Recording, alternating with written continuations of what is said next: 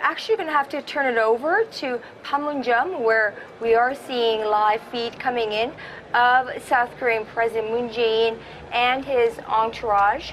Right there, live feed. And I think we'll be seeing a North Korean leader, Kim Jong-un, as well. This will be them meeting again for their afternoon session. They took a break for lunch, and I think this is their meeting after their afternoon session, or before their afternoon session, and they were supposed to meet to plant a pine tree together. So this is a live feed coming in from Panmunjom. So let me first say thank you, and yes, thank you to Dr. Stefan Zamze for your insights today, and I will let you go. And yeah, thank you, and I hope to see you again. Thank you.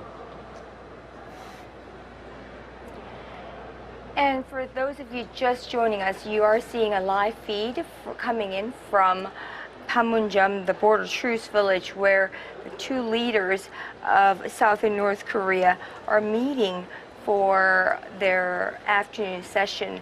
They took a break for their lunch and will now be meeting again at the border truce village, the southern side of the border truce village in JSA, and they will be planting a pine tree together. There we're seeing South Korean President Moon Jae-in with his entourage, his chief of staff, and the chairman of the 2018 Inter-Korean Summit Preparation Committee, along with his Senior Secretary for Public Relations,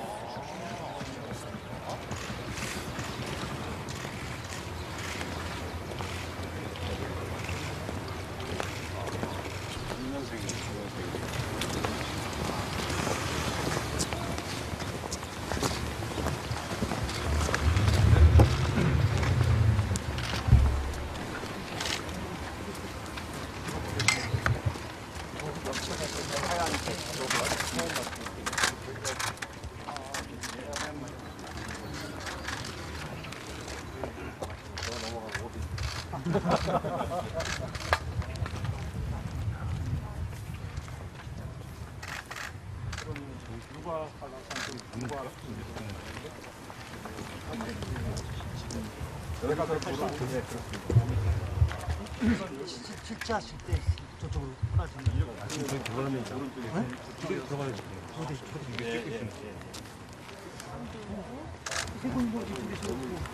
아니 우리 위원장님 우리 순서대로 아니 빼달라는 거죠.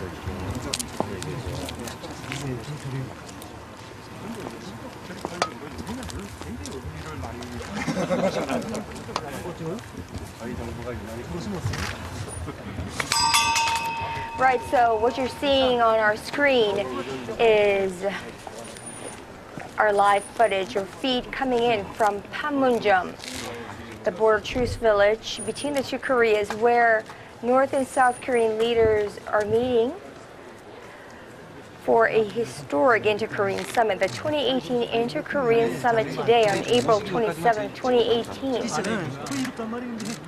The leaders of the two Koreas met again for their afternoon session after taking a lunch break. And before they resume their session, they will be planting a tree together, a pine tree. And that ceremony was supposed to begin at 4:30 p.m. Korea time. That is in roughly a few minutes. And there we go. We're seeing a North Korean leader, Kim Jong-un's limousine driving in, and with his bodyguards sprinting away. And I have in the studio with me Dr. John Delury, Professor of International Studies at Yonsei University. Thank you so much for joining us today. You bet.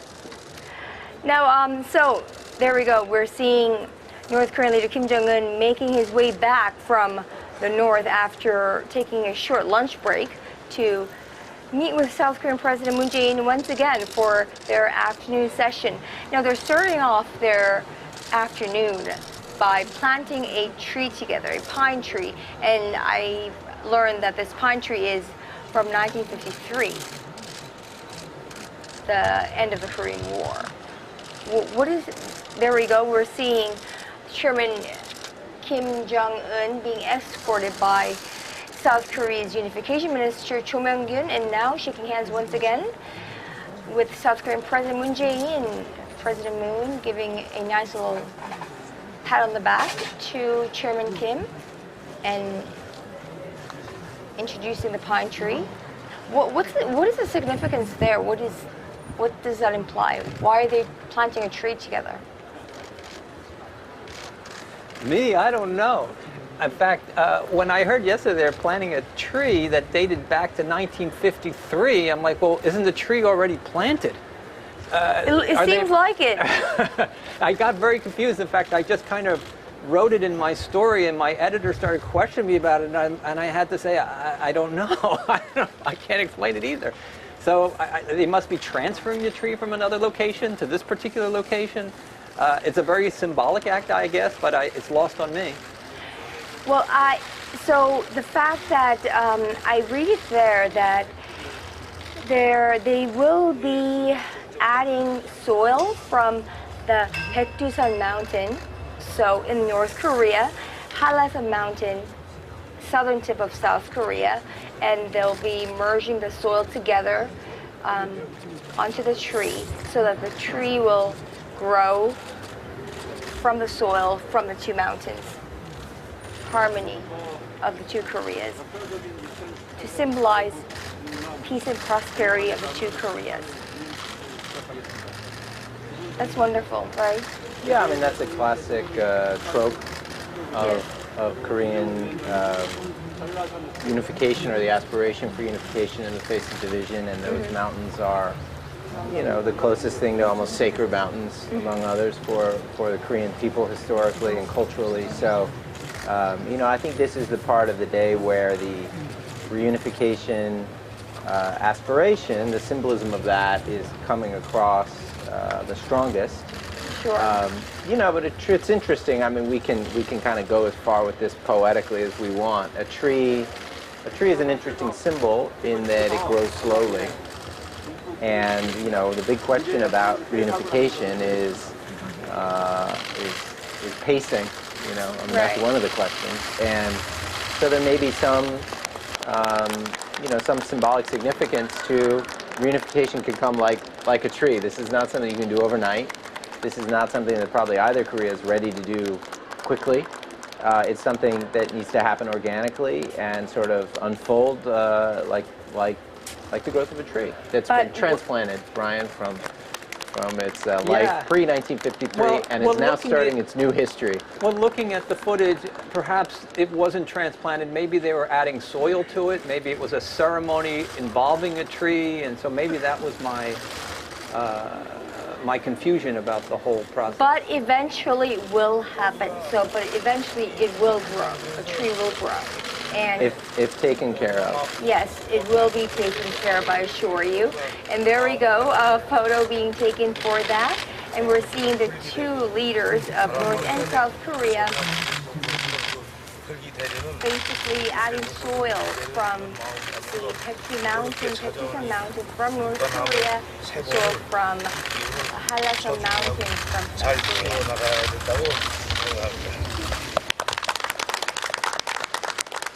And I can't hear him very well, but Chairman Kim saying something along the lines of it needs to be taken good care of.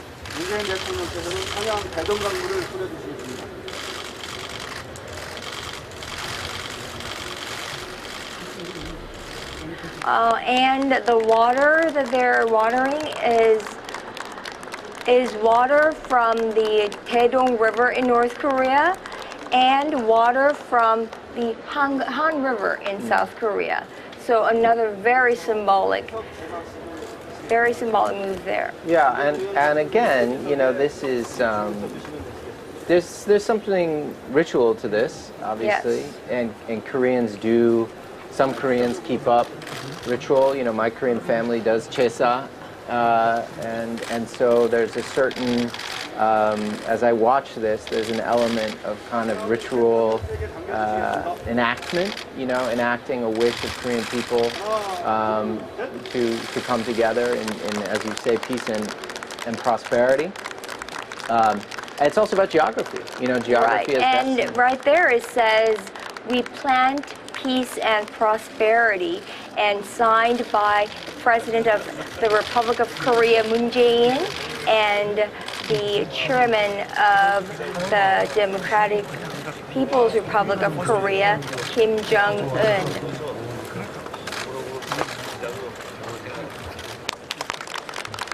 I would say this is classic Kim Jong-un. I mean, he looks relaxed and, Yes, you know, yes, and he's engaging and talking to his people and Moon, and is very comfortable, and as does President Moon. So, and that's the point of this, is to break up the intensity of a negotiation. Right. I think after the morning session, the 100-minute long morning session, they really become more relaxed with one another. I think Chairman Kim seemed a bit uptight at the very beginning, but seems more relaxed. And it's interesting to see how they're trying to use this space. It's such a, you know, I've been in that space, we all have. I've been from the north as well once. It's such a tense place, you know, and both sides actually try and make it tense, you know, and project that tenseness to the other. So it's remarkable to watch them occupying the DMZ and making it a place of dialogue, of symbolic reconciliation. You know, they are really in the heart of the conflict and the hostility, and so they're trying to transform it, to use symbolism to transform it. Sure.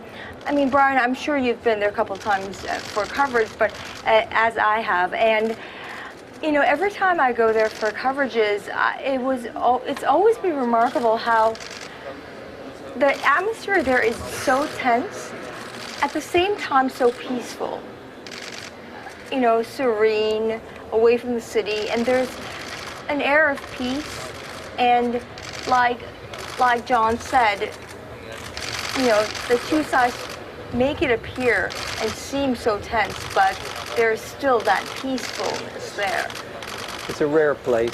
Yes. When you go up there, and to realize that you can go up to here but no further, that you can look across the border but you cannot cross the border, and to understand that it's a very heavily fortified area. It does give you pause when you're up there. It does make you think about, you know, the historical ramifications of the last 60 years. Right. So for those of you just joining us, you're watching Arirang's live coverage of the 2018 Inter-Korean Summit, the afternoon session of the South Korean President Moon Jae-in and North Korean leader Kim Jong-un's summit session. And they've just kicked off the afternoon session by planting a pine tree together on the southern side of the border truce village of Panmunjom. They're now taking a group photo together, and it's a historic moment. And as North Korea's Chairman Kim wrote in the guest book, a new history begins now, the age of peace at the starting point of history. And I think both Chairman Kim and President Moon share that feeling and share that belief that this is a starting point of a new history. And that is a live feed of pictures coming in from Panmunjom, the border truce village, where two leaders are holding the first Inter-Korean summit in more than a decade, and the first time for these two leaders to meet ever.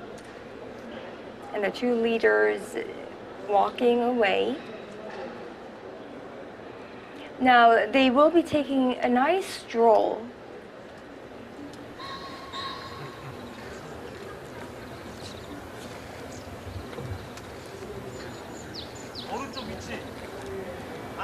So they will be taking a stroll, the two of them.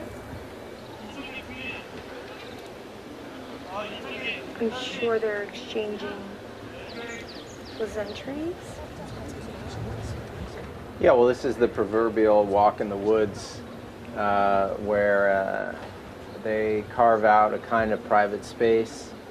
When you walk with someone, you can have silence for a little while, and then you can restart the conversation. It's a different. I think a lot of the staging is trying to give them different settings in which they can talk. You know, because you talk in a different way when you're sitting across a conference table, and your teams are there than when you're alone. You talk differently when you take a walk in the woods. You know, so I think this is putting them in different kind of perspectives. Obviously, the camera's still on them, so this is a false privacy, and yet we are still at a remove, and they create that kind of veil where they're able to talk. Yeah, I didn't notice the foreign ministers at the last picture. I don't know if that was planned, if they're having a tete-a-tete, or if I just missed it. But in that group photo, Foreign Minister. I didn't see Foreign Minister Ryung-ho or Foreign Minister Kang, so I don't know if they're if that was scheduled or if they're having a sideline bilateral, or if I just missed it in the. I didn't see them either. We'll have to double check on that.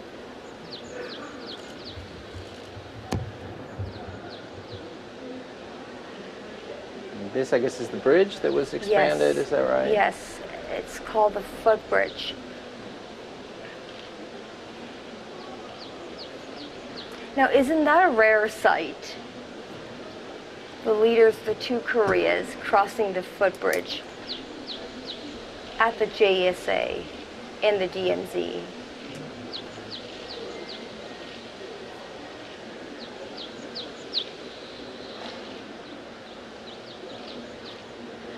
Yeah, and to watch it live, and obviously this was all pre-approved, and so again we're seeing different. We need to keep adjusting our understanding, our expectations, in particularly of Kim Jong-un, because he's, as you see, he's a young leader, one of the youngest in the world, but he's had 6 years. You can't call him young and inexperienced anymore. He is still young, but he's not inexperienced. But he's new to diplomacy, to this kind of high-level diplomacy, and you can see his comfort zone. This is not a typical North Korean comfort zone. Let me tell you, he is way outside of the North Korean box right now, and he's fine with it, and they're covering it. And whenever, if it's tomorrow or the next day, this is going to be. These images are going to be on the front pages of Norang Shimun, and North Korean coverage, and so that does force us to reassess who we're dealing with, and the kind of possibilities that exist with him.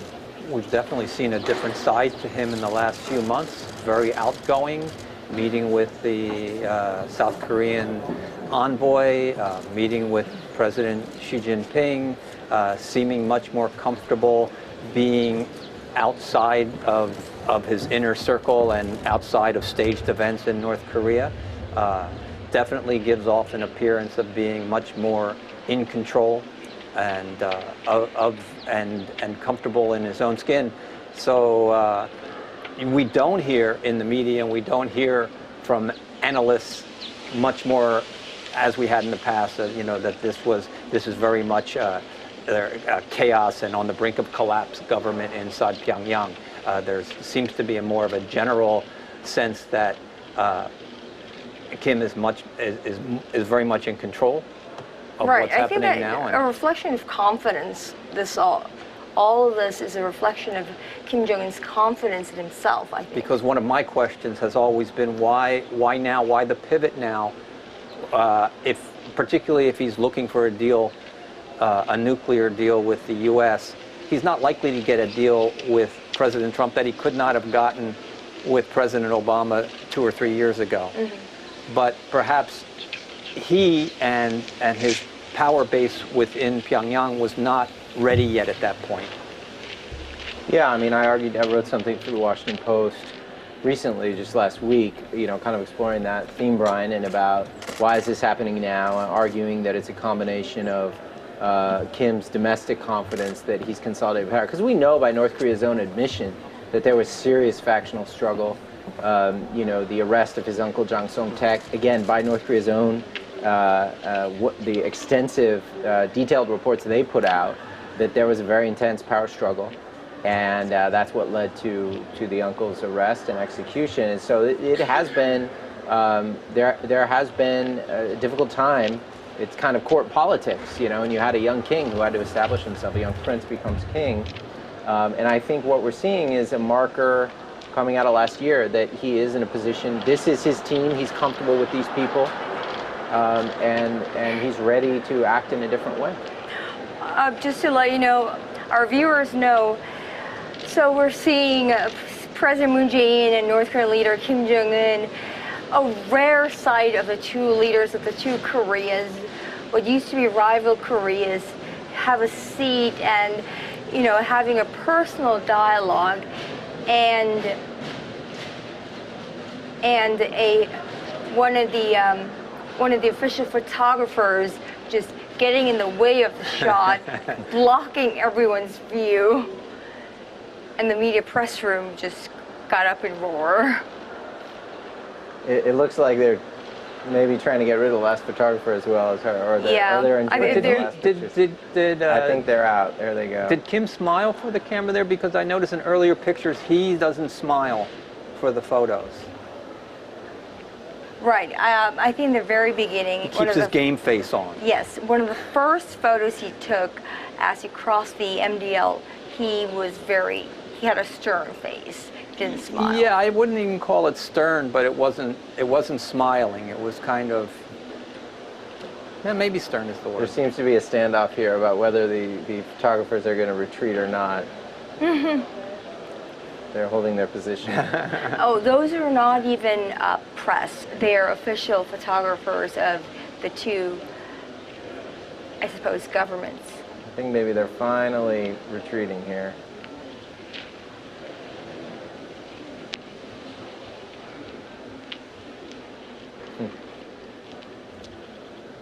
Wow, this is a rare sight.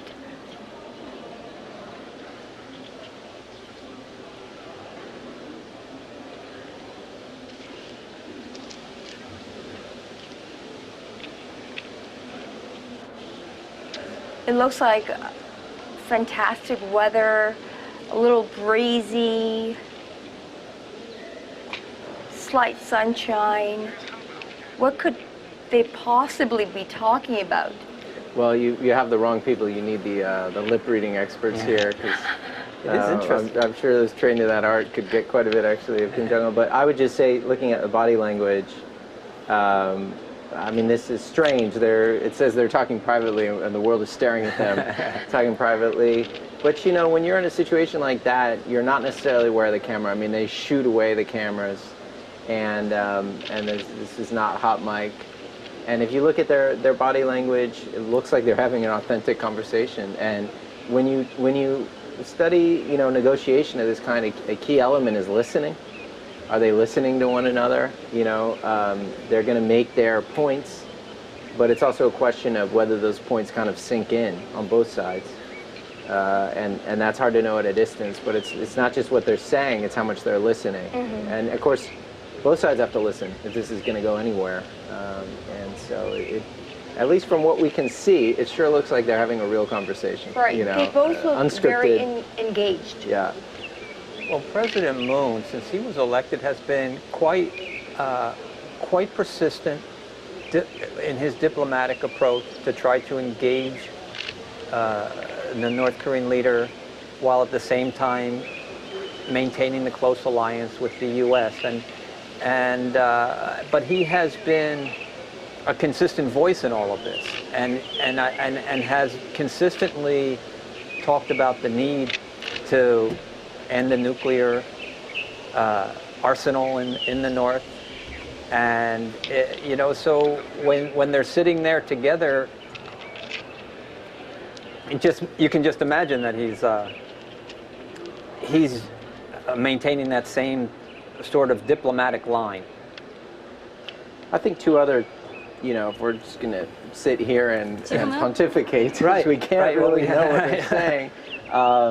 Concepts that we could use to think about here are risk and confidence, you know, because again, if this moves forward in the framework that's been established of peace and denuclearization of the Korean Peninsula, both of these leaders, and then we'll add Donald Trump, are taking huge risks. It is a huge risk for Kim Jong-un to seriously start giving up his nuclear capability on any timeline. That's a huge risk. And he's going to have to sell that, and that's going to have to make sense. After everything North Korea has gone through to build that up, to then give it up, that's a huge gamble, that's a huge risk. And President Moon and later President Trump would be taking a huge risk, and they will get lots of criticism for believing it and for making peace happen, you know, for transitioning from an armistice regime to a peace regime, for coming up with economic kind of development package that would be part of this. That is a huge risk on their part. And so they look ready, they have political will to see if they can do this risk, but they have to know they have confidence in one another. And I think that's what they're testing, is the level of mutual confidence. Look, I'm beginning to feel that this conversation between the two leaders here is a lot more serious than what I had initially thought.